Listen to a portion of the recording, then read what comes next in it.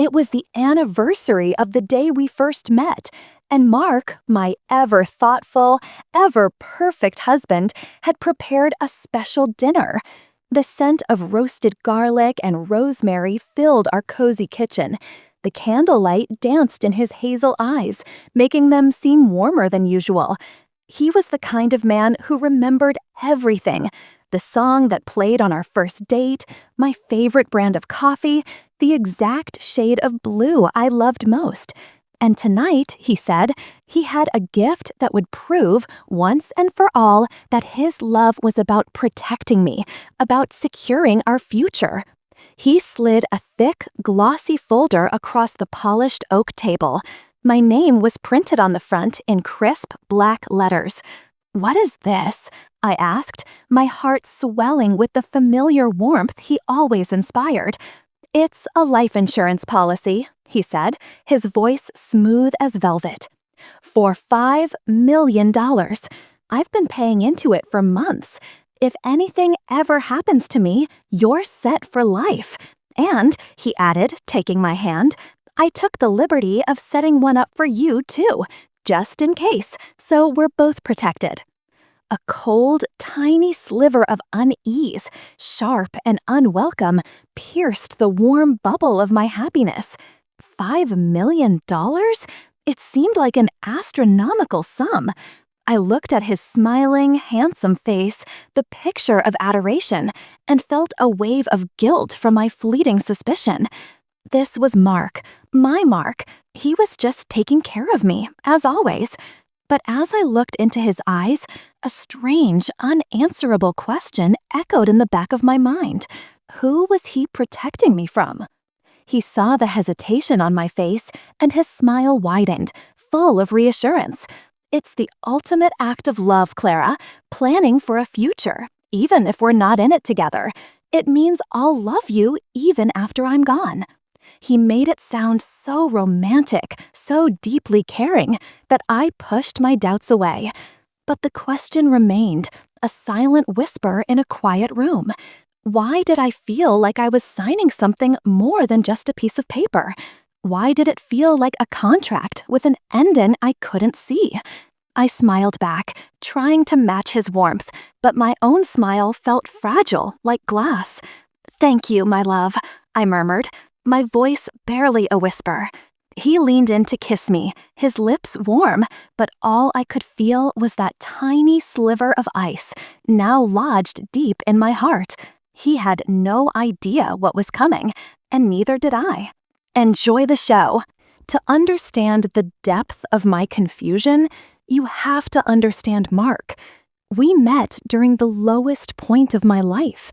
My parents had just passed away in a tragic car accident, leaving me utterly alone, adrift in a sea of grief and paperwork. He was the junior partner at the law firm handling their estate. While everyone else saw me as a case file, a checklist of assets to be processed, Mark saw me. He'd bring me coffee, not from the stale office pot, but from my favorite little cafe 2 blocks away. He'd sit with me for hours, not talking about legal jargon, but just listening as I shared stories about my mom and dad. He had this incredible ability to make the world feel safe again. He was my anchor, my rock. Our romance wasn't a whirlwind. It was a slow, steady build of trust and affection. He rebuilt my shattered world piece by piece. He helped me find this house, our home. He painted the walls my favorite shade of eggshell blue himself, spending a whole weekend with a roller in his hand and a smudge of paint on his nose. He was meticulous, patient, and impossibly kind. When he proposed a year later, on a park bench covered in autumn leaves where we had our first real conversation, it felt like the most natural thing in the world. Marrying him was like coming home. So as I sat there with this $5 million policy in front of me, my mind replayed these memories. This was the man who held me when I had nightmares, the man who learned how to bake my mother's apple pie just to see me smile. A man like that doesn't think in terms of cold hard cash. He thinks in terms of protection, of security. I picked up the pen. The ink was a deep, definitive black. "Of course, Mark, it's a sensible thing to do," I said, my voice now much steadier. I signed my name, the curves and loops of my signature looking alien on the stark white page. He beamed, a brilliant, dazzling smile that instantly melted any remaining doubt. He carefully placed the documents back in the folder and put them away in his briefcase. "Now," he said, his tone light and cheerful, "let's not talk about morbid things anymore. Let's eat." The rest of the evening was perfect, just like everything else with Mark. But as I lay in bed that night, listening to his steady breathing beside me, I couldn't shake the feeling that the pen I held had felt unusually heavy, as if I had signed away more than just my name. Life returned to its comfortable, predictable rhythm. Weeks passed. Mark was as attentive and loving as ever. The insurance policy was filed away, a morbid but seemingly distant piece of our perfect life.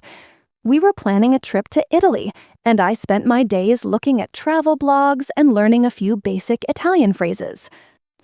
One Saturday, Mark decided to surprise me. He had bought a magnificent floor-to-ceiling bookshelf for the living room, made of dark, heavy cherry wood.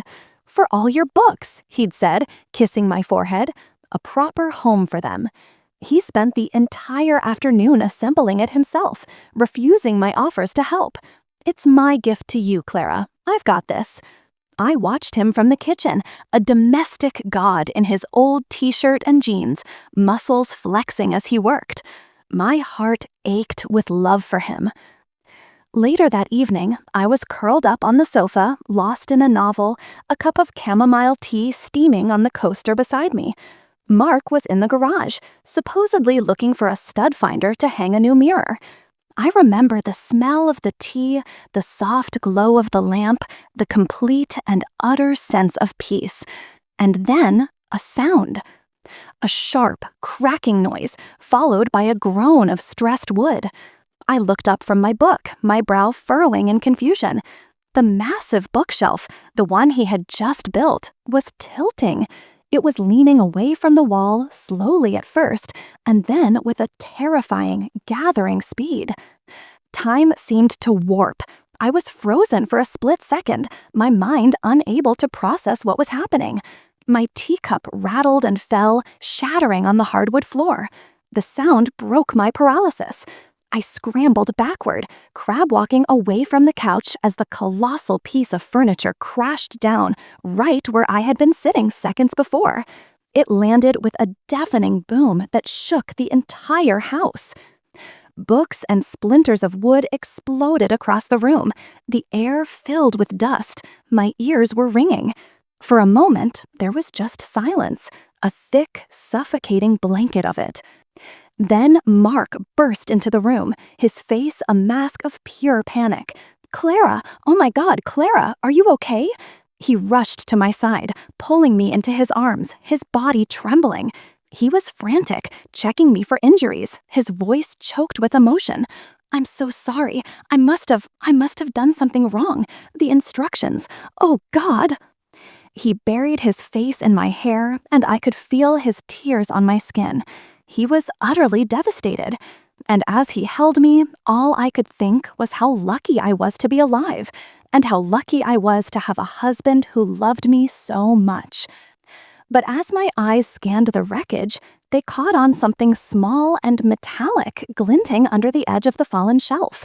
It was a screw, and the head of it was completely stripped, as if it had been deliberately weakened. "I'm fine, Mark, just shaken up," I whispered into his chest, my own body starting to tremble with delayed shock. He held me tighter. "I can't believe it. That cheap junk. They'll be hearing from my lawyers." He was already shifting into protective mode, his grief turning to righteous anger. The perfect, caring husband. Later, after we had swept up the worst of the debris, I picked up the small, stripped screw. I held it in the palm of my hand, the metallic edges digging into my skin. I waited until Mark was on the phone with the furniture company, his voice sharp and demanding, before I examined it more closely. It didn't match the other screws that had been scattered from the wreckage. Those were robust, with deep, clean grooves. This one was smaller, and the head was so mangled it was almost smooth. It looked sabotaged. When he got off the phone, I showed it to him. "Mark, look at this. It's different." He glanced at it, his brow furrowed in concern. He took it from me and rolled it between his thumb and forefinger. Then he gave me a soft, pitying smile. "Oh, honey, you're just looking for something to blame. You're in shock. That's probably just an old screw that was already on the floor, maybe from some old piece of furniture we got rid of." He tossed it into the trash can with a dismissive flick of his wrist. "Don't worry your pretty little head about it. The important thing is you were safe." And just like that, he invalidated my fear. He made me feel foolish, paranoid. He spent the rest of the day pampering me, drawing me a warm bath, ordering our favorite takeout, and putting on my favorite movie. He was so loving, so attentive, that I began to doubt myself. Maybe he was right. Maybe I was just rattled. The human mind plays tricks on you in moments of trauma, right? The following week, he came home and tossed a set of keys onto the kitchen counter. They were attached to a sleek silver fob. "What's this?" I asked. He grinned. "I sold your old car.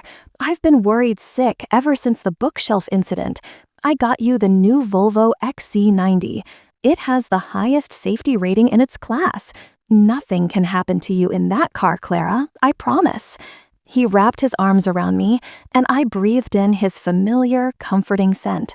It was such an extravagant, thoughtful gesture. All my fears, all my silly little doubts evaporated in the face of his overwhelming love. The stripped screw was forgotten. He was just taking care of me. The new Volvo was a dream. It smelled of rich leather and that distinct new car scent that feels like a fresh start. It was a fortress on wheels, packed with sensors and alarms and features I didn't even understand. For a few weeks, I felt invincible in it. My anxieties faded, and life was good. Mark seemed more relaxed, too, knowing I was safe. I drove it everywhere, feeling the solid, reassuring weight of it on the road. The incident with the bookshelf became a distant, almost funny memory, a story we'd one day tell our kids about Dad's terrible furniture building skills. Then came the day that changed everything.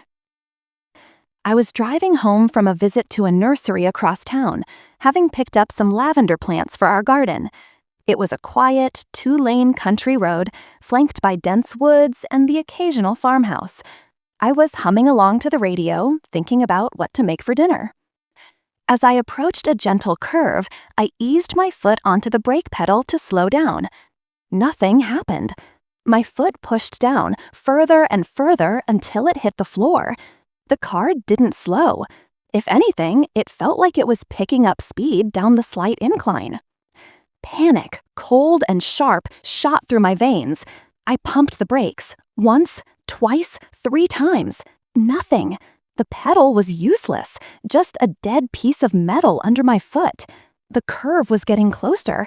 A huge oak tree stood on the outside of the bend like a silent wooden sentinel. My mind raced. The emergency brake. I yanked the electronic parking brake switch. The car shrieked in protest, the back end fishtailing wildly. I gripped the steering wheel, knuckles white, fighting to keep the car on the road. I saw a small grassy ditch on the side of the road, a gentler alternative to the oak tree. With a surge of adrenaline, I wrenched the wheel, sending the 2-ton vehicle veering off the pavement. The car slammed into the ditch with a sickening crunch of metal and earth. The airbags exploded, a violent, powdery cloud that filled the cabin and knocked the wind out of me. Then, silence. Just the ticking of the cooling engine and the frantic, ragged sound of my own breathing. When the tow truck driver finally pulled the car out, the mechanic from the local garage took one look. He was an old, grizzled man named Sal, with grease permanently etched into the lines of his hands. He whistled low. "You're a lucky lady," he said, shaking his head. "Real lucky." He crawled under the car with a flashlight. After a few minutes of clanking and muffled cursing, he slid back out, wiping his hands on a rag. He had a strange look on his face. "This is weird," he said, looking me straight in the eye. "It looks like your brake line was deliberately nicked. Just a tiny little slice. It would hold for a while, then burst under pressure.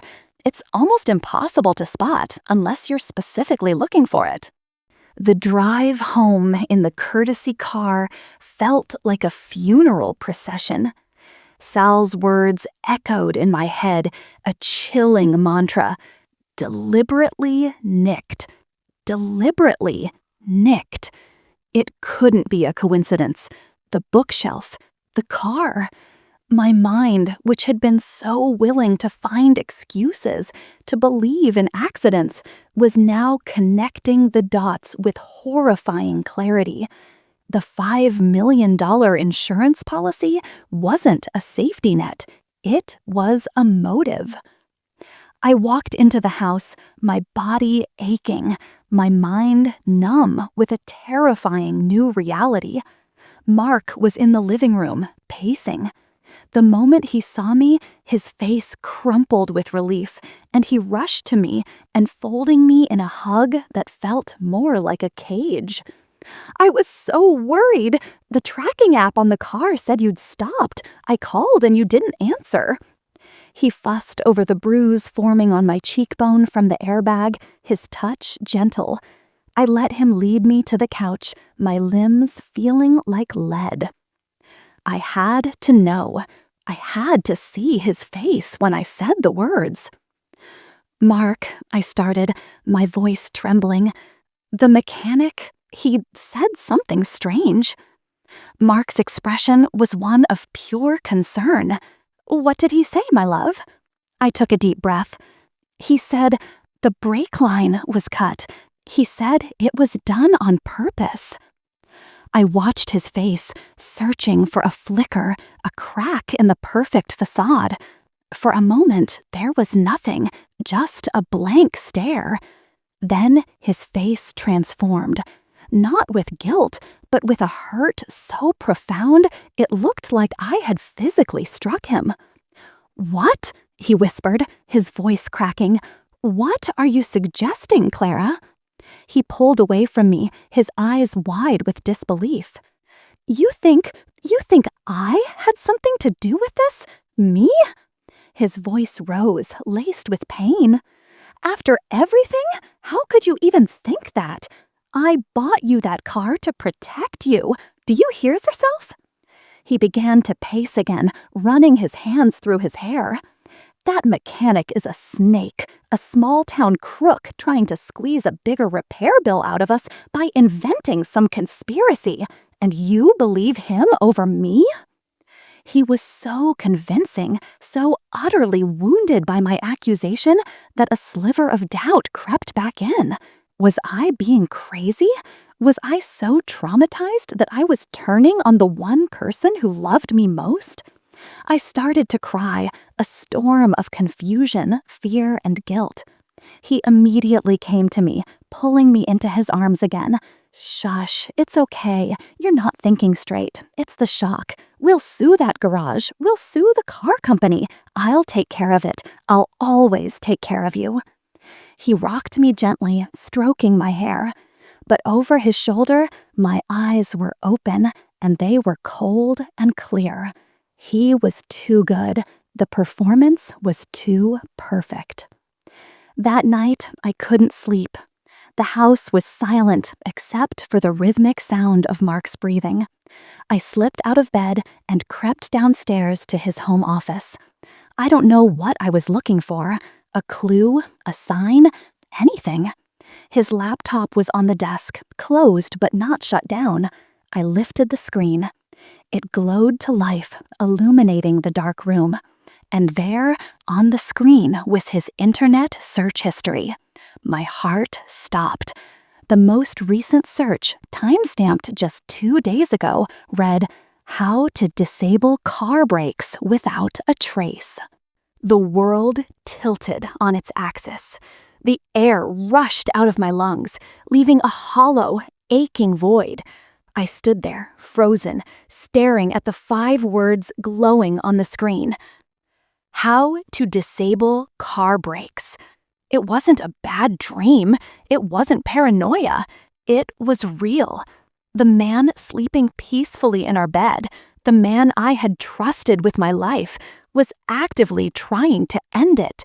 My first instinct was to scream, to run back upstairs, wake him up, and confront him with this undeniable proof.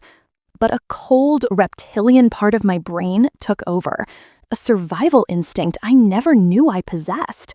If I confronted him, what would he do?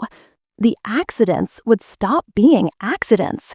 I was a witness, a problem to be permanently solved. My hands shaking so violently I could barely control them, I grabbed my phone from my robe pocket. I angled it, taking a clear, damning picture of the laptop screen, making sure the timestamp was visible. The click of the camera shutter sounded like a gunshot in the silent house. I held my breath, listening for any stirring from upstairs. Nothing. I quickly closed the laptop and backed out of the office, my heart hammering against my ribs like a trapped bird. Back in the bedroom, I looked at Mark. His face, so handsome and peaceful in sleep, now looked like a grotesque mask. Every memory of his kindness, his love, his protection was now tainted, twisted into something monstrous. The bookshelf wasn't a mistake. The car wasn't a lemon. They were attempts, rehearsals, and he would try again. Fear was a physical thing, a block of ice in my stomach. But beneath the fear, a new feeling was taking root, a cold, hard rage. He wasn't going to get away with this.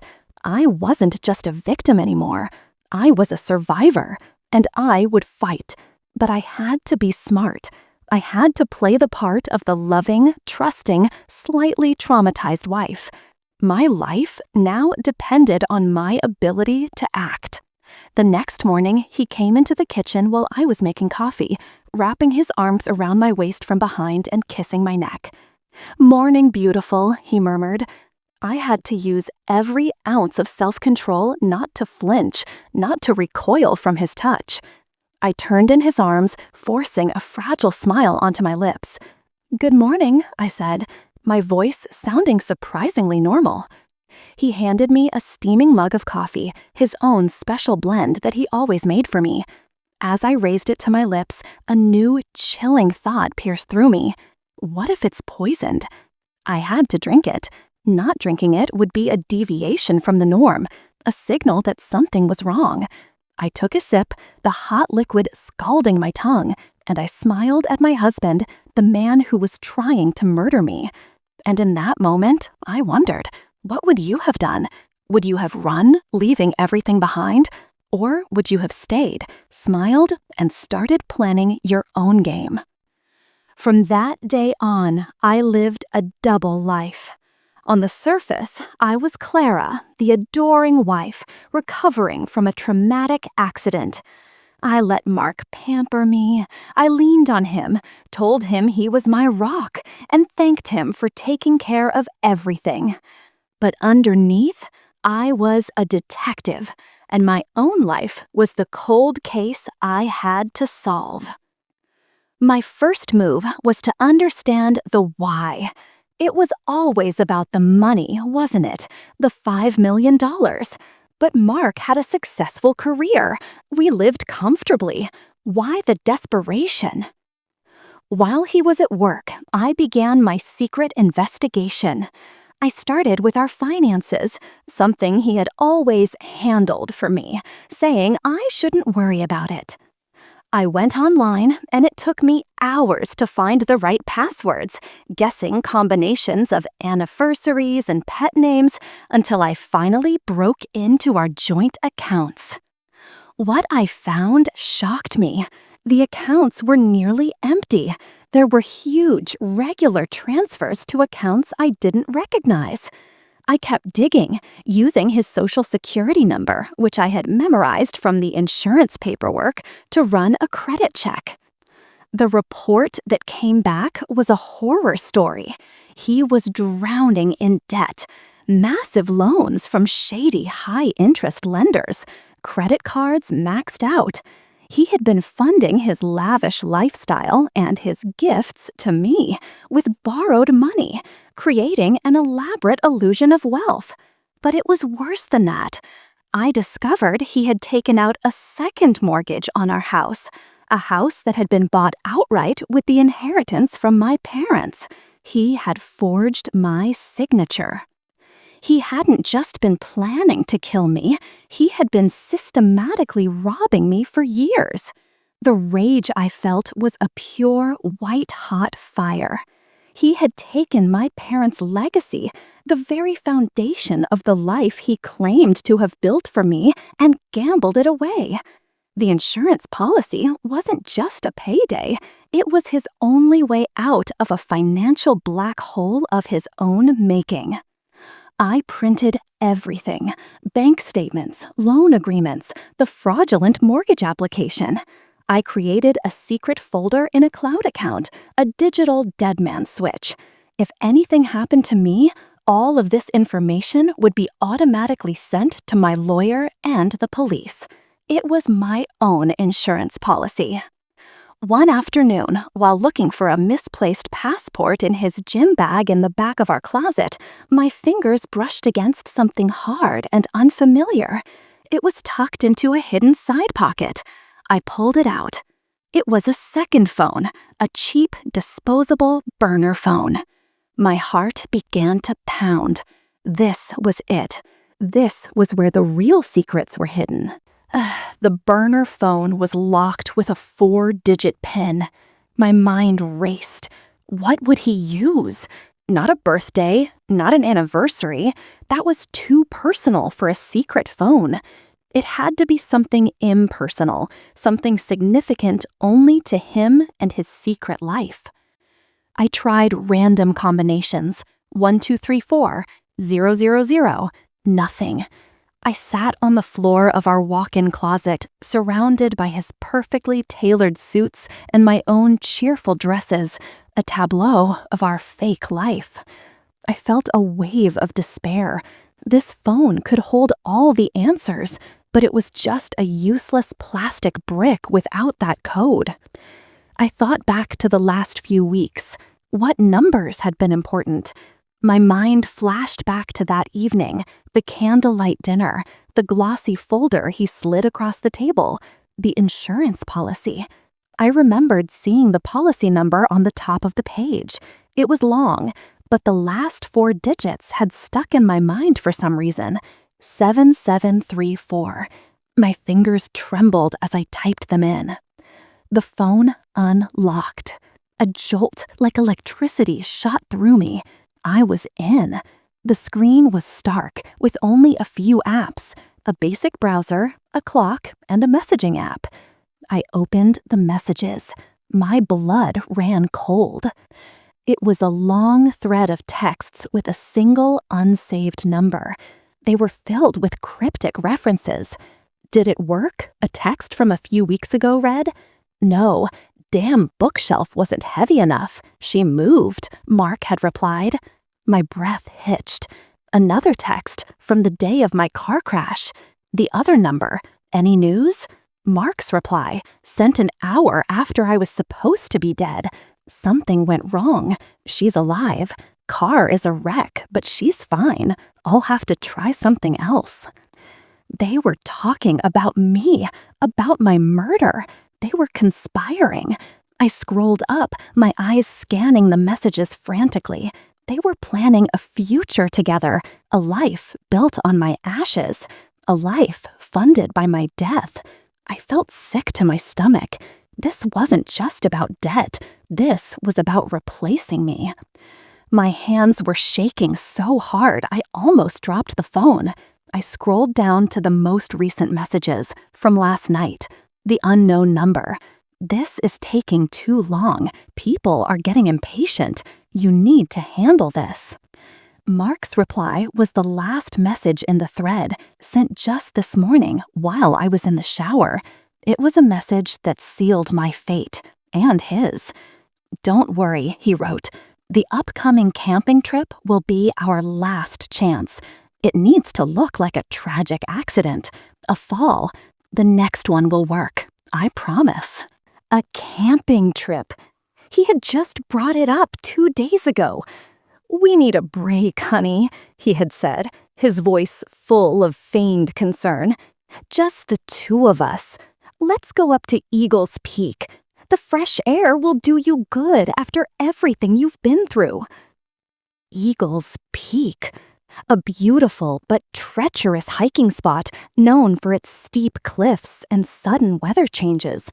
A place where a tragic accident would be all too believable. He was going to push me off a cliff.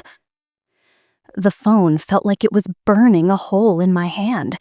This wasn't just a plan. It was a death sentence with a date and a location. But the most painful part was still to come. I kept reading the texts, going back months, piecing together the timeline of his betrayal. The messages were sickeningly intimate. They talked about our house, our future, how they couldn't wait to be together without me in the way. Who was she? Who was this woman who was so willing to help murder me for a life of stolen luxury? Was it someone from his work? An old flame? I scrolled and scrolled, looking for a name, a clue, anything. And then I saw it. A text from the other person, sent about a month ago. A text that made the whole world dissolve into a roaring black void. I had to read it 3 times to believe my eyes, to accept that the words on the screen were real. The text read, "Is she suspecting anything? Don't you dare let her ruin this for us. Mom and Dad would be so disappointed if you failed now. I can't wait to be with you in our house, Big Brother." Big Brother. The text wasn't from a stranger. It wasn't from a mistress. It was from Amy, my sweet, loving younger sister. For a long time, I just sat there on the floor of the closet, the words "Big Brother" burning a hole in my mind. Amy.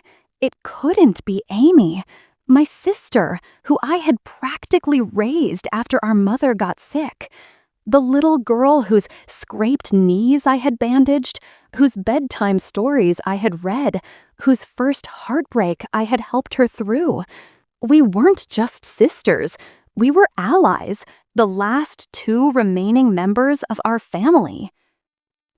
I thought back to every phone call, every visit, her enthusiastic approval of Mark. "He's perfect for you, Clara. He adores you," she had gushed after they first met. Her sympathy after the bookshelf incident. "Oh my God, you could have been killed. Mark must be a wreck." Her concern after the car crash. "You have to be more careful. I don't know what I'd do without you." Every word, every tear, every hug was a lie. A calculated performance in a long, drawn-out play designed to lead me to my death. The grief was a physical blow, so much sharper and more painful than the fear of my own husband. Mark was a monster I had let into my life. Amy was a monster who had grown there, nurtured by my own love. The rage from before felt distant now, replaced by a profound, Arctic coldness. I looked at the phone in my hand, at the casual, cruel messages between the 2 people I loved most in the world. They had bonded over my destruction. They had planned my end.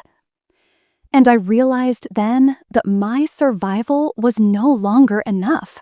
I didn't just live. I needed to orchestrate the justice they so richly deserved.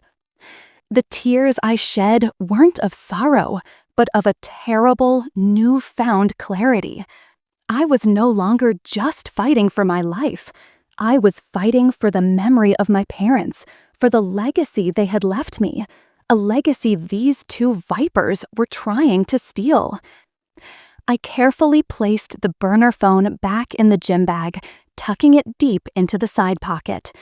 I wiped my eyes, stood up, and walked out of the closet, closing the door on the life I once had. The game had changed, and I was about to write a new set of rules. I knew I couldn't go to the police. Not yet. Mark was a lawyer. He was charming and convincing. It would be my word, the word of a traumatized, paranoid wife, against his. The burner phone was circumstantial. They would get a warrant, find nothing, and I would be left alone with a husband who knew I was onto him. That was a death sentence. I needed a different kind of help. I needed someone Mark couldn't charm, couldn't bully, and couldn't outsmart. My mind flew back 2 decades to a stuffy office filled with the smell of old books and leather. Mr. Abernathy. He had been my father's lawyer, a close family friend, and the man who had helped me navigate the legal maze after my parents died. He was old school, sharp as a tack, and possessed a healthy distrust of anyone who seemed too good to be true. He had retired a few years ago, but I knew he still took on select cases for old friends. I found his number in my mother's old address book, a relic I kept in my bedside table. My hand was steady as I dialed. "Clara, my dear girl, what a surprise!" His voice, gravelly and warm, crackled over the line. I kept my own voice low, a near whisper, even though Mark was still asleep upstairs. "Mr. Abernathy, I'm in trouble, serious trouble. I need to see you, urgently, and it has to be completely off the record." There was a pause. I could hear the old lawyer's mind working, processing the fear in my voice. "My office," he said finally, his tone shifting from pleasant surprise to grave seriousness. "The one in the city, tomorrow at 10. Don't use your credit cards to get there. Pay cash for a taxi. And Clara," he added, his voice dropping even lower, "tell no one, and I mean no one." That night, I lay beside Mark, feigning sleep, my mind a whirlwind of strategy. The camping trip was in 3 days. That gave me very little time. I had to gather all my evidence, present a coherent case to Mr. Abernathy, and formulate a plan. As Mark's arm draped over me in his sleep, his hand resting possessively on my hip, I didn't flinch. I imagined it was the cold, heavy hand of a corpse. It was the only way I could stand his touch. The next morning, I told Mark I was going into the city for a spa day, a gift from Amy to help me relax.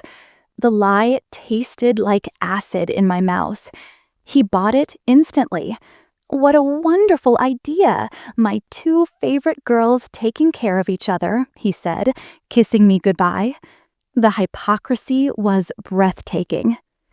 I took a taxi to a part of the city I rarely visited, to a discreet, old brick building. Mr. Abernathy's office was just as I remembered it. Walls lined with law books, a large mahogany desk, and a view of the city's steel and glass skyline. He looked older, his hair completely white now, but his eyes were just as sharp. He listened patiently, without interruption, for nearly an hour. I laid it all out: the insurance policy, the bookshelf, the stripped screw, the car crash, the mechanic's words, the search history on the laptop. Then I placed the burner phone on his desk. I had taken pictures of every single message and printed them out, along with the financial documents I had uncovered. I watched his face as he read. It was a study in controlled emotion, moving from concern to disbelief, then to a grim, cold fury. When he finally looked up from the last page, his expression was harder than granite. "He forged your signature on the mortgage," he said, his voice a low growl. "That alone is a 20-year felony. But this," he gestured to the printed text messages, "this is conspiracy to commit murder. And with your sister," he trailed off, shaking his head slowly. "In all my years, Clara, I have rarely seen betrayal this profound." I thought he would tell me to go straight to the police. Instead, he leaned back in his chair, his finger steepled. "The evidence is strong, but a good lawyer, and Mark is a good lawyer, could still create doubt. He could claim the phone isn't his, that you're vengeful over the debt. We need something more. We need something undeniable." He looked me straight in the eye. "We need a confession." My blood ran cold. "The camping trip?" I whispered. He nodded slowly. "It's the perfect stage. But you will not be going up there alone. You will be playing a part, and you will be directing the final act of his pathetic little tragedy." We spent the next 2 hours crafting a plan. It was dangerous, risky, and my life depended on my ability to execute it perfectly. Mr. Abernathy was no longer just a lawyer. He was a war room general. First, the evidence. I would continue to document everything, but the burner phone was the key. We couldn't risk Mark discovering it was missing. I had to put it back. Before I left, Mr. Abernathy's associate, a young tech expert, cloned the phone's entire contents onto a hard drive. We now had a perfect, time-stamped copy of his conspiracy. Second, my protection. Mr. Abernathy made a call to a private security firm run by a former federal agent he trusted implicitly. 2 of their best agents, a man and a woman, would be our park rangers. They would be on site at Eagles Peak a full day before we arrived, setting up discreet surveillance at the viewpoint Mark was likely to use. They would be disguised as hikers, never out of sight, but never close enough to alert Mark. I was also given a personal GPS beacon, no bigger than a coin, which I was to keep on me at all times. It updated my location in real time to a secure server monitored by the security team. Third, the final piece of evidence, the confession. "He's arrogant, Clara," Mr. Abernathy said. "He thinks you're a fragile, trusting fool. You need to use that. You're going to be wearing a wire." He produced a device that looked like a simple button for a hiking shirt. It was a high-fidelity audio recorder and transmitter. Get him talking about the money, about his plans for the future, about how this is for the best. Get him to admit what he's done and what he's about to do. I felt a knot of fear tighten in my stomach.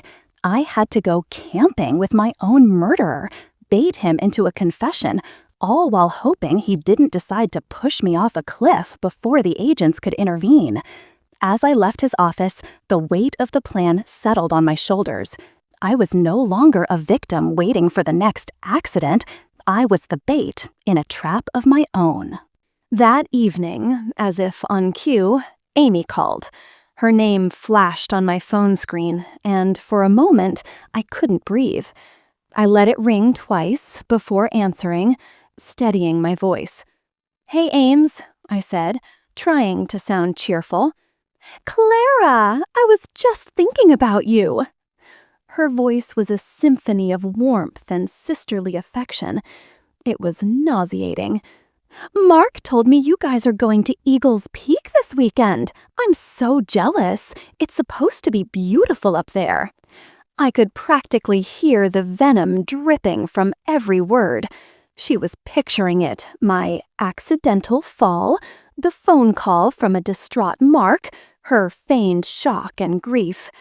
"Yeah, we're really looking forward to it," I said, my grip on the phone tightening. "Just need to get away from it all, you know?" "Oh, I totally get it," she cooed. "You deserve it after the last few weeks. Just be careful, okay? Those trails can be tricky. The sheer audacity of her fake concern sent a wave of icy rage through me. She was warning me to be careful at the scene of my own planned murder. This was a game to her, a sick, twisted performance. "Don't worry," I said, and a strange, cold smile touched my lips. "I'll be holding on to Mark the whole time. He'll keep me safe." I heard her let out a little laugh on the other end of the line. "Of course he will. Well, have an amazing time and call me when you get back." The line went dead. I stared at the phone, the silence of the room pressing in on me. The call had been a test, a way for her to gauge my mood, to make sure I was still the same clueless, trusting sister. And I had passed with flying colors. But hearing her voice, so full of false love, cemented my resolve. This wasn't just about Mark anymore. When this was over, I would stand and watch as Amy's perfect, carefully constructed world burned to the ground. She wanted a tragic story. I was going to give her one. The day of the trip arrived with a brilliant, sunny sky that felt like a cruel joke. The whole morning was a masterpiece of deception. I packed my bag in our bedroom, Mark helping me, his hands brushing against mine as he passed me a fleece jacket or a pair of thick socks. My touch made my skin crawl. "Don't forget your favorite trail mix," he said, handing me a bag he had prepared himself. I took it with a smile, my mind screaming, "Is it poisoned?" I would discard it later. "And I got you these," he added, holding up a pair of brand new hiking boots. "The ones you have are a bit worn. These have much better grip." Better grip, I thought, so I wouldn't slip accidentally before he got me to the designated spot. "You think of everything," I cooed, kissing his cheek. The kiss felt like pressing my lips to a snake. While he was downstairs loading the car, I did my own secret packing. The button camera was already sewn onto my hiking shirt. I activated the GPS coin and slipped it into a tiny hidden pocket in the seam of my jeans. I checked the spare battery for the recording device, which was disguised as a tube of lip balm. I felt like a spy preparing for a mission in enemy territory. The enemy was loading our tent into the trunk.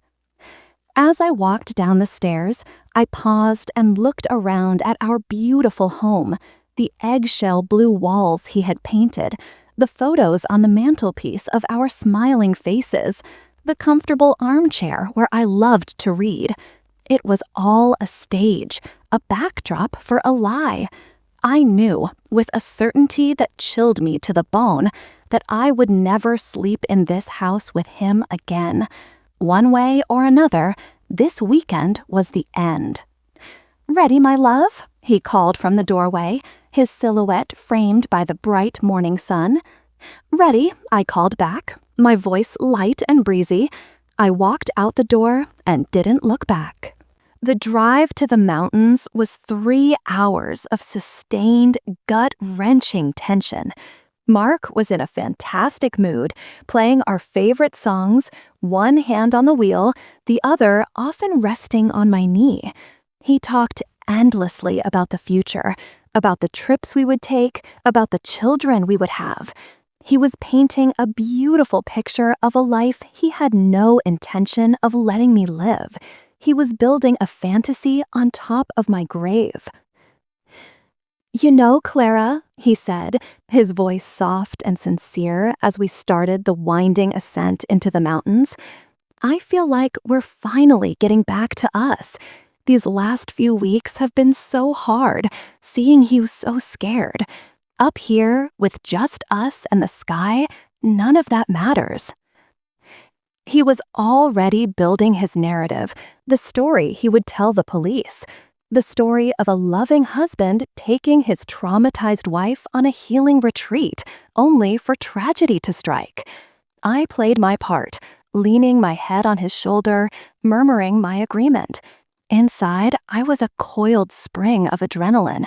My eyes scanned the passing trees, looking for anything out of place, even though I knew the security team would be invisible. The higher we climbed, the more remote the landscape became. The road narrowed and the trees grew denser, their long shadows stretching across the asphalt like grasping fingers. Cell service had disappeared an hour ago. We were utterly alone, or so he thought. "There's a special spot I want to show you," he said as we pulled into the nearly empty parking lot at the trailhead. "A viewpoint. They say it's like standing on the edge of the world." "It sounds perfect," I said, my heart hammering against my ribs. I unbuckled my seatbelt, my hand brushing against the hard, reassuring button on my shirt. The show was about to begin. The hike was deceptively beautiful. The air was crisp and smelled of pine and damp earth. Sunlight filtered through the dense canopy of leaves, creating shifting patterns on the trail ahead. For any other couple, it would have been romantic. For us, it was a death march. Mark was the perfect gentleman, of course. He held my hand over tricky patches of roots, pointed out different species of birds, and carried the heavier of our 2 backpacks. Every gesture of care was a calculated move in his deadly game. "The viewpoint is just up ahead," he said, after we had been walking for about an hour. "It's a bit of a climb, but I promise the view is worth it." The main trail veered to the left, but he led me down a smaller, less traveled path to the right. It was rockier here, and the trees thinned out, giving way to breathtaking and terrifying glimpses of the sheer drop to our side. My new boots, his thoughtful gift, did indeed have a good grip. He needed me stable on my feet right up until the final moment. I could feel my own breath, shallow and fast in my chest. My mind was a frantic loop of Mr. Abernathy's instructions. Keep him talking, let his arrogance be his undoing. A man and a woman in park ranger uniforms passed us, heading back down the trail. The woman, who had kind eyes, met my gaze for a split second and gave me an almost imperceptible nod. They were here, my invisible guardians. A small measure of calm settled over me. I wasn't alone. Mark didn't even seem to notice them, too focused on his destination. We rounded a final bend, and the path opened up onto a wide, flat rock ledge. The view was staggering. A panoramic vista of rolling, forest-covered mountains stretched out as far as the eye could see. The ledge was completely isolated, and it dropped off into a dizzying abyss of empty air. It was beautiful, and it was the perfect place to get away with murder. "Wow," I breathed, walking slowly toward the edge. I was acting, but the awe was real. "It's incredible, Mark." "I told you," he said, coming to stand beside me. He slipped his arm around my waist, pulling me close. The edge of the world. The sun was beginning to dip lower in the sky, casting a warm, golden glow over the landscape. The lighting was perfect for the final scene. I knew I had to start. I had to lead him into the trap. I shivered, leaning into him. "It's a little scary, though," I said, my voice a convincing imitation of a nervous wife. "So high up, it makes you feel so small." "You don't have to be scared," he murmured into my hair. "I've got you. I'll always keep you safe."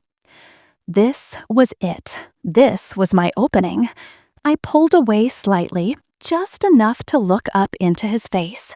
My expression was a carefully crafted mask of vulnerability and trust. "I know you will," I said softly. It's just, after everything that's happened, the bookshelf, the car, sometimes I feel like my life is so fragile, like it could all be taken away in a second. That insurance policy you bought, it's a wonderful gesture, but it makes me think about what would happen if I were gone. I watched his eyes, a flicker, a subtle shift. The loving husband was receding, and something colder was looking out. He saw his chance. He thought I was giving him the perfect transition, the perfect justification for what he was about to do. He was taking the bait. "Everything I do is to protect our future, Clara," he said, his voice dropping to a low, intimate tone. He was no longer just speaking to me. He was speaking to his future alibi, rehearsing the lines he would give to the police. The final performance had begun, and my secret audience was listening to every word. He gently turned me so my back was to the cliff's edge. He held both of my hands, his gaze intense, mesmerizing. "Sometimes," he began, his voice a hypnotic, gentle whisper, "the path to that future isn't what we expect. Sometimes, to build something new, something has to be sacrificed." My heart was pounding so hard, I was sure the microphone could pick it up.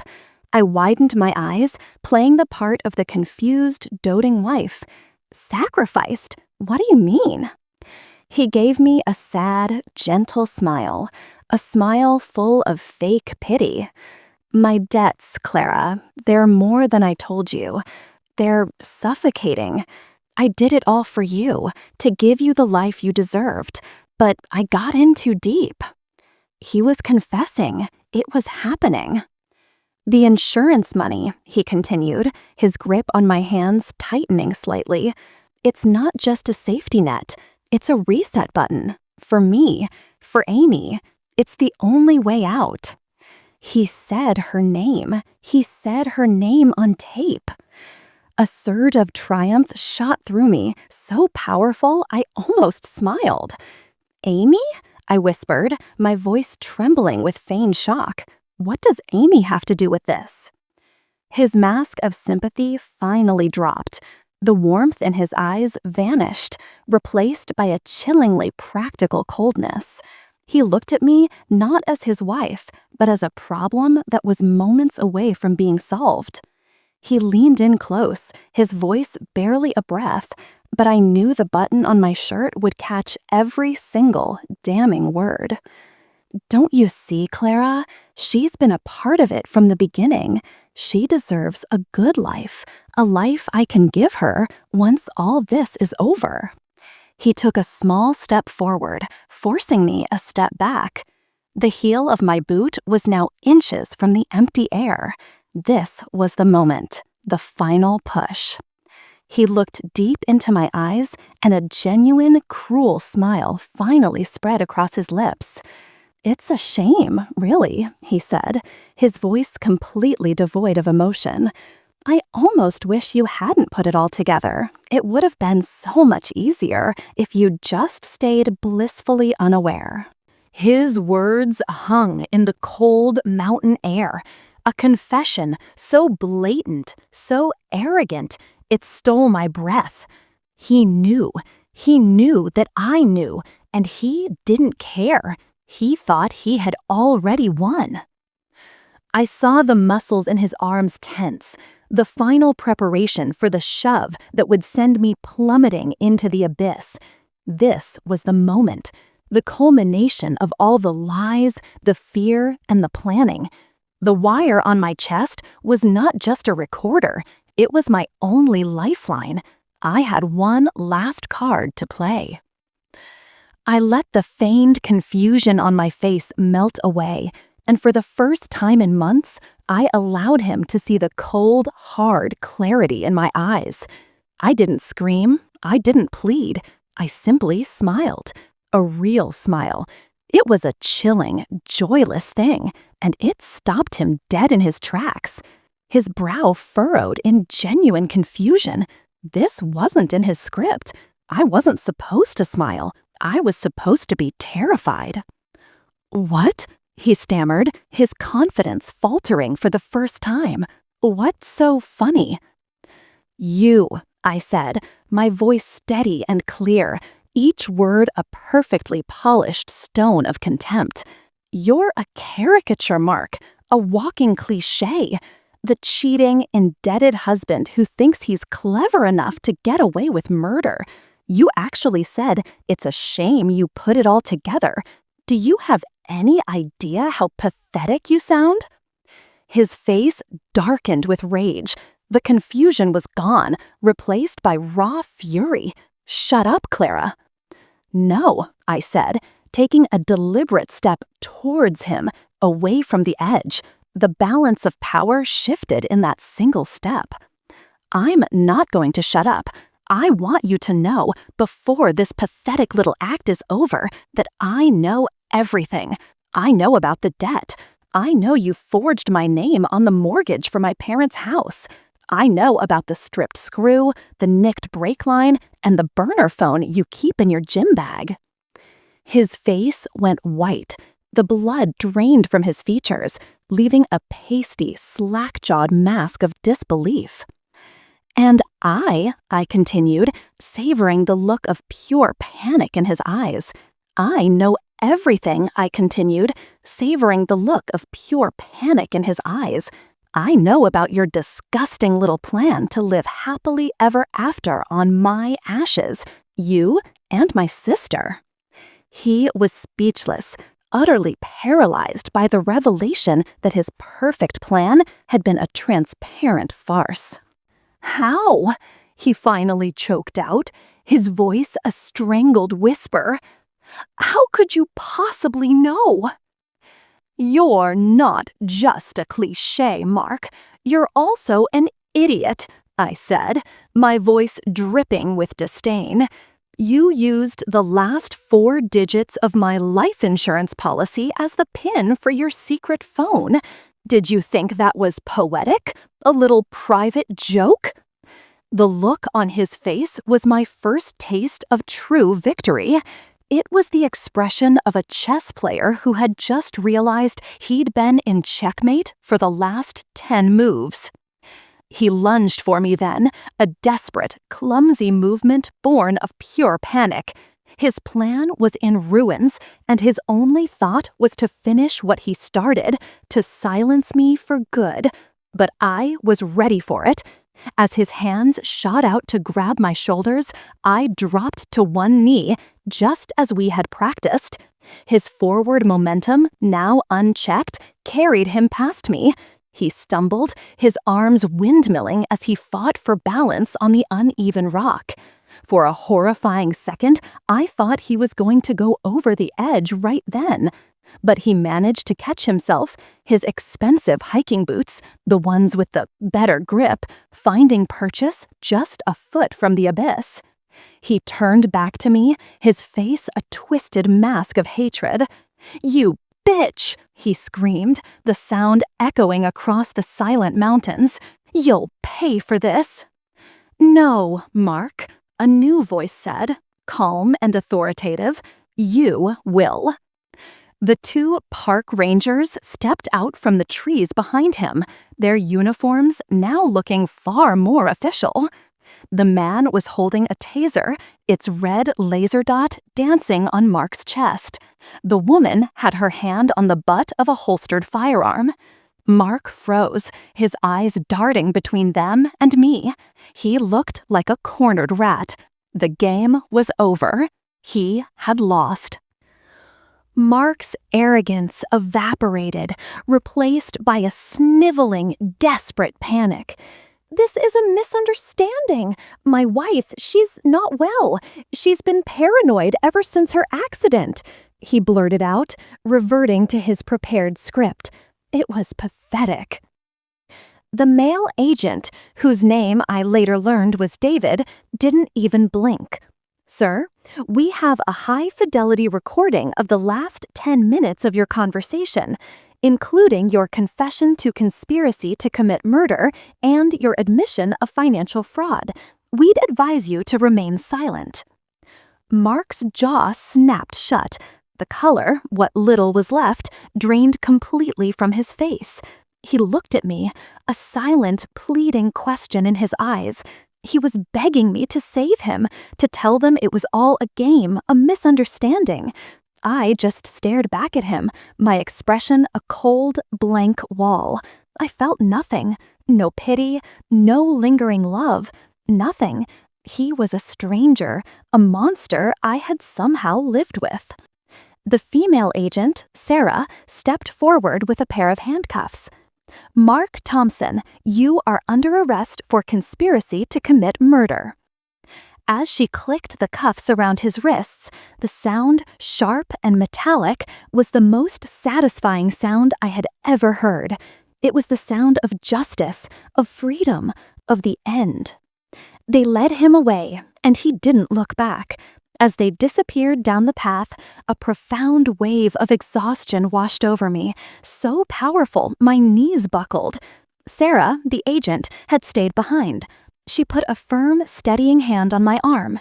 "It's over, Mrs. Thompson. You're safe now." And for the first time in what felt like a lifetime, I believed it. I stood there on the edge of the world, the setting sun painting the sky in hues of orange and purple, and I took a deep, shuddering breath of the clean, cold mountain air. The journey down the mountain was surreal. I was escorted by Sarah, while David took Mark down a different route. I didn't have to see him again. At the bottom of the trail, a whole new world was waiting. Not the quiet, empty parking lot we had arrived at, but a scene bustling with quiet, professional activity. Mr. Abernathy was there, waiting for me by an unmarked sedan. He enveloped me in a hug that felt like a grandfather's embrace. "You did it, Clara," he said, his voice thick with emotion. "You were magnificent." The local police were there too, briefed and ready. My statement was taken with respect and care, the recording from my wire already being logged as primary evidence. The wheels of the legal system, which I had so feared, were now turning in my favor, a powerful, grinding machine set in motion by my courage. While I was giving my statement, another police car pulled up, and out of the back, in handcuffs, stepped Amy, my sister. She had been arrested at her apartment at the exact same time Mark was being apprehended on the mountain. They had coordinated it perfectly. Our eyes met across the parking lot. Her face was a mess of tear-streaked makeup and utter disbelief. The sweet, innocent mask was gone, revealing the ugly, grasping greed beneath. When she saw me, safe and whole, her expression contorted into a snarl of pure hatred. It was the last time I ever saw her as my sister. From that moment on, she was just one of them, a co-conspirator, a monster who had worn a familiar, beloved face. And seeing her in chains, I felt not a flicker of sorrow or regret, just a cold, quiet sense of closure. The cancer had been cut out. The months that followed were a blur of legal proceedings. Mark and Amy, faced with the mountain of evidence, the cloned phone, the financial records, and the crystal-clear audio confession, had no choice but to plead guilty to avoid a trial that would have put them away for life. Mark was sentenced to 25 years for conspiracy to commit murder and a host of fraud charges. With good behavior, he might get out in his late 50s, a broken, old man with nothing to his name. Amy, as a co-conspirator, received 15 years. Her pretty, carefree life was over, traded for a concrete cell. During the victim impact statement, I stood before the court, not as a victim, but as a survivor. I didn't cry. I didn't raise my voice.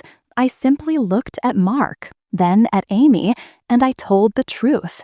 I told them about the love and trust they had methodically destroyed. I told them how they had turned my every happy memory into a poisoned relic.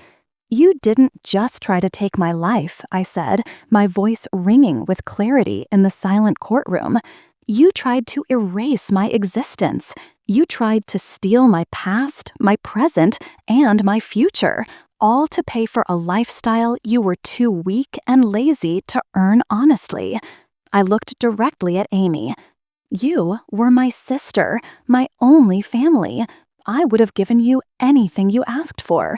But you didn't want a gift. You wanted it all, and you were willing to watch me die to get it." They wouldn't look at me. They just stared at the table, two pathetic shrunken figures. They had been brought down not by a fatal accident, but by their own arrogance and a simple 4-digit PIN. That's the thing about karma, isn't it? It often uses our own foolishness as its preferred weapon. What's the most ironic case of karma you've ever witnessed? I'd be fascinated to read your stories in the comments below. After the sentencing, my life began again. I sold the house. I couldn't live there anymore, surrounded by the ghosts of a life that had been a lie. I sold every piece of furniture, every dish, every reminder of him. I needed a complete and total reset. Mr. Abernathy was a bulldog, helping me untangle the financial nightmare Mark had created. We sued him in civil court, and I was awarded every penny of the fraudulent mortgage, all his remaining assets, and, in a turn of beautiful irony, the full $5 million life insurance policy he had taken out on me. The insurance company, faced with a criminal conviction for attempted murder, paid out without a fight. The money that was meant to be the prize for my death became the foundation of my new life.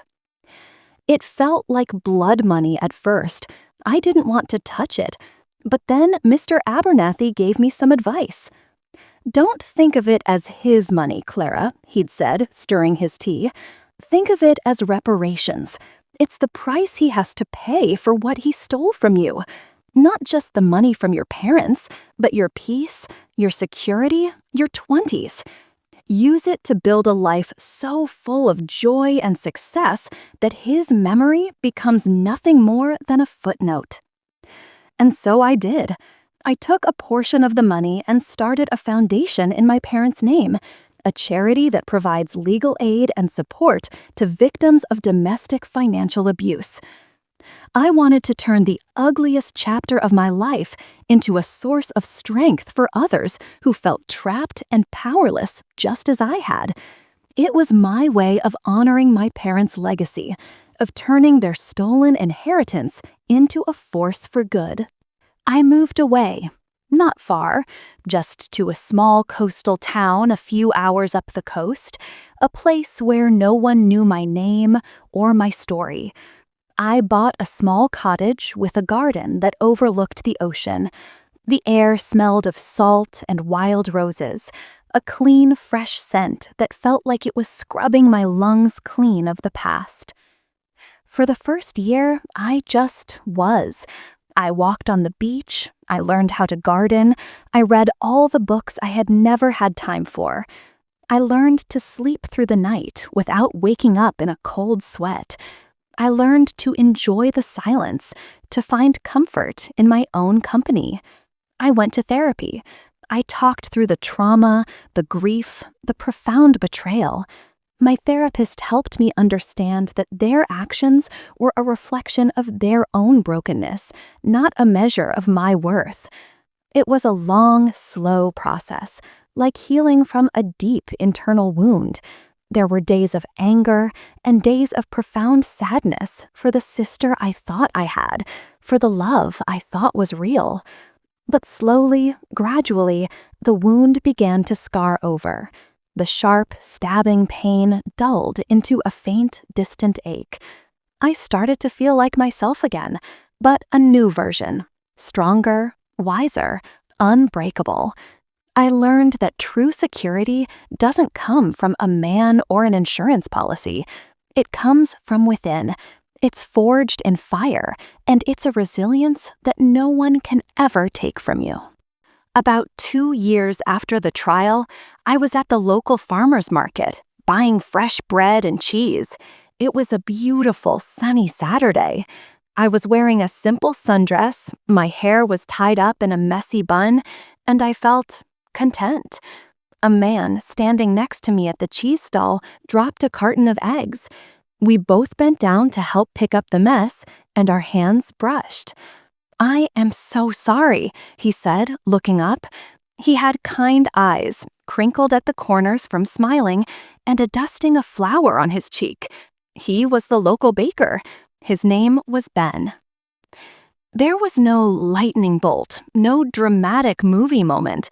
It was just easy. We started talking. He made me laugh. He didn't ask about my past. He was just interested in who I was now. Our first date was a walk on the beach with his golden retriever. Our second was him teaching me how to bake sourdough bread in his warm, fragrant bakery. It was a slow, gentle courtship, built on shared laughter and mutual respect. He was everything Mark had pretended to be, genuinely kind, honest, and utterly unimpressed by money. He loved that I ran a foundation, that I was passionate about helping people. He loved my strength, not my perceived fragility. One evening, months into our relationship, we were sitting on my porch, watching the sunset over the ocean. I knew it was time. I took a deep breath, and I told him everything. I told him the whole ugly, complicated story. He just listened, holding my hand, his expression never changing from one of love and compassion. When I finished, my voice hoarse from talking, he was silent for a long time. He just looked out at the water, his thumb gently stroking the back of my hand. I felt a familiar knot of fear in my stomach. Was this too much? Was my past too broken for someone so good and simple? "You know," he said finally, turning to look at me, his eyes full of a profound sincerity, "all that tells me is that you're the strongest person I've ever met. You went through hell, and you came out the other side, not bitter, but determined to make the world a better place." He leaned in and kissed me, a soft, gentle kiss that held no lies, no hidden agendas. It was just a kiss, and it was the most real thing I had ever felt. In that moment, I knew I was truly free. The ghosts of Mark and Amy no longer had any power over me. They were in prison, not just a physical one, but a prison of their own making, consumed by their greed and hatred. My prison had been one of fear and mistrust, and Ben's simple, honest love was the key that had finally set me free. My life wasn't a fairy tale. The scars were still there, but they were a part of me, a testament to the battle I had won. They were a reminder that even after the most devastating storms, the sun can and will shine again. I had found my safe harbor, not in a man, but in myself. And the love I found with Ben wasn't an anchor holding me in place. It was a sail, helping me explore the vast, beautiful ocean of my new life. So, here I am today, sitting on that same porch, writing this all down. Ben is in the kitchen, the scent of fresh bread wafting out the door. His dog is asleep at my feet. My life is quiet, and it is beautiful. I still run the foundation, and every day I speak to women who are trapped in situations they can't see a way out of. I share a version of my story with them, and I tell them this: trust your instincts. That little voice in the back of your head, that tiny sliver of unease, it's not paranoia. It's your survival instinct. Listen to it, nurture it, let it be your guide. Evil often wears a beautiful, charming mask.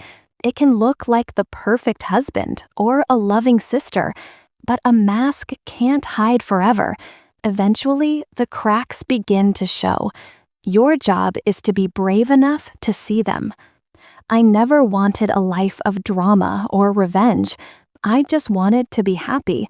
But life forced me to become a warrior, and in the end, I'm grateful for the strength it taught me. My advice to you: you can't control what happens to you in this life. You can't control the greed or cruelty of others, but you can always control how you respond. You can choose to be a victim, or you can choose to be the architect of your own justice. Choose wisely. And if you have ever had to make a choice like that between fight or flight, please share your story. Your experience might just be the thing that gives someone else the courage to keep going. Thank you for listening.